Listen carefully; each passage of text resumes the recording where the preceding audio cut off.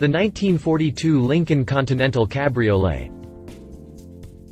The Lincoln Continental has had an interesting and somewhat choppy history. It originally started out as a custom one-off for Edsel Ford himself, but Ford realized that he could sell such a model, and the prototype quickly became a production model. That was 1939, at which point every Continental that was built was done so by hand. Eventually, Lincoln got around to making machine dies in 1941, but the car was only produced for another year before World War II brought production to a halt. Which brings us to this car, a 1942 Lincoln Continental Cabriolet. This car will be going under the hammer at Mecum's auction during the 2016 Monterey Car Week, and is just one of 136 models that were produced before the war forced Lincoln to stop production. Even more important is the fact that only 27 of the original 136 models are believed to be in existence, making this one rare vehicle. It has been through Concours restoration and has even been refreshed in the correct Darian Blue from 1942. And, as you can see from the picture above, this is one fine example of history, one that I could go without writing about when I saw it listed for auction. With that said, let's take a good look at the car and talk a little more about it. Continue reading to learn more about the Lincoln Continental Cabriolet. Exterior. As you can see, this model is pretty much in perfect condition and does appear to have the correct exterior finish. I could go on for days about this car, but I'll try to keep things short and sweet here.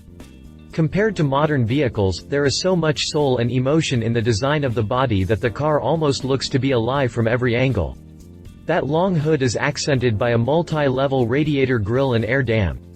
The fenders bubble out from the center of the vehicle with almost flat tops. The circular, sealed beam headlights are surrounded by chrome housings that match the chrome lines of the grille and the front bumper. Both grilles up front and connected by a chrome louver that runs vertically in the center of the front end. Compared to modern vehicles, there is so much soul and emotion in the design of the body that the car almost looks to be alive from every angle. Moving over to the sides, the inner body is excessively smooth, featuring small mirror units and push-button door handles. The door windows are framed in chrome, as is the very bottom edge of the vehicle. The rear wheel wells flare out just as much as the fronts, giving the car a much wider appearance. This particular model also has the skirts in the rear, giving it more sports appeal. The wheel well flares in the rear are accented by fold-over taillights that have chrome surrounds.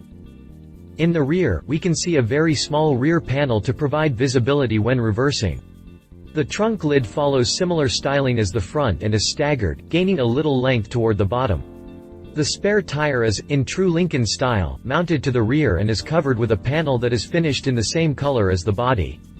The rear bumper is all chrome, which was a pretty common thing back then, and features a small chrome tower on either side, reinforcing the car's uniqueness and beauty. Interior. The interior is just as gorgeous as the exterior, featuring blue leather upholstery, blue carpeting, and a metal dash that is finished in the same color as the exterior. A two-spoke steering wheel with an inner ring greets the driver upon entry. There are white bakelite knobs scattered here and there on the dash, a simple speedometer and a horizontally arranged row of gauges behind the steering wheel. There is plenty of gold accenting too, primarily in the center of the dash, the steering wheel, gauge surrounds, window handles, and a strip on the door trim. Back then, car interiors were widely simple, but this is one of the more elegant cabins that you'll ever see from back then.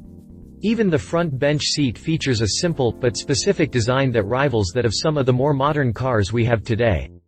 I would also like to note that Lincoln kept things even within the cabin. Since there was a large speedometer and a horizontal gauge pod in front of the driver, the brand had to do something with the passenger side of the dash. This is where there is a large, analog clock and a panel with the Lincoln name written inside, mirroring the basic design of the dash on the opposite side. Beautiful. Drivetrain. Under the hood of this elegant beast sits a 5.0-liter, 305 cubic inch Lincoln Zephyr V12 that is backed by a 3-speed automatic transmission. This specific engine was only used for a month of 1942 production and used a 7.2:1 compression ratio and a twin-choke, 2-barrel carburetor. Power output was rated at 130 horsepower. This engine was also used for a short period of time after the war but was dropped back down to 292 cubic inches for most of 1946 through 1948. Power was routed to the rear wheels. As you can see from the images, this engine has been well restored, and the engine bay is immaculate. It should be noted, however, that the engine was actually an Edsel of sorts. While it was fairly reliable, the larger bore of the cylinders of the 292 cubic inch V12 meant the cylinder walls were very thin. So thin, in fact, that a lot of the blocks were trashed during the casting process. The engines that did survive casting experienced extreme wear and, because the walls were so thin, could not be put through the reboring process during engine overhaul. Pricing. Accurate pricing for the first-generation models, especially the handful made in 1942, are seemingly impossible to come by. The second-generation models that debuted in 1956, however, were the most expensive cars in the world at the time, commanding nearly $10,000 or about $90,000 in today's money.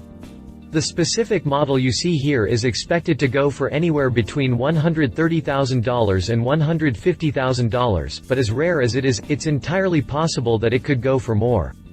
Stay tuned for updates after the auction comes to an end for final auction pricing. Competition. Cadillac Series 62. Image credit, Lars-Göran Lindgren, Sweden. Own work, GFDLCC by SAW 3.0. Just like things are today, Lincoln found itself competing with the likes of Cadillac. Back then, Cadillac's weapon of choice was the Series 62, which was available in convertible form as well. While 1942 still represented the first generation for the Lincoln Continental, the Cadillac 62 series had entered its second generation for 1942. With the second-gen model came a larger front grille with fewer louvers, rectangular fog lights integrated with the grille, and bullet-like shapes on top of the front bumper guard. Furthermore, the fenders were now flared out more and were longer, with the front fenders extended onto the front doors. For the most part, the Cadillac looked somewhat similar to the Continental, it just had some Cadillac touches to it that set it apart. I've been unable to source accurate sticker pricing for the second-gen Series 62, but several auction sites have them listed for anywhere between $50,000 and $90,000 for well-kept examples. Conclusion. The Lincoln Continental was an absolutely beautiful car throughout most of its history, but there is nothing like the first-gen models.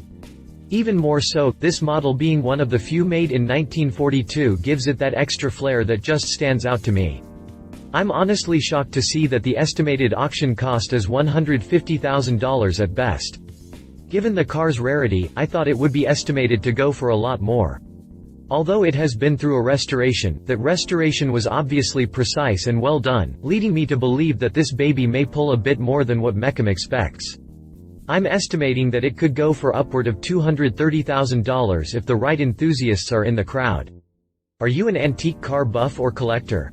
If so, let me know what you think of this car and what you would pay for it in the comments below. I'm curious to hear your thoughts.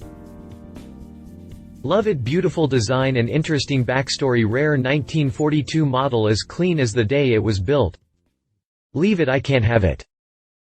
If you liked this video, please share your thoughts in the comments below and don't forget to hit the subscribe button.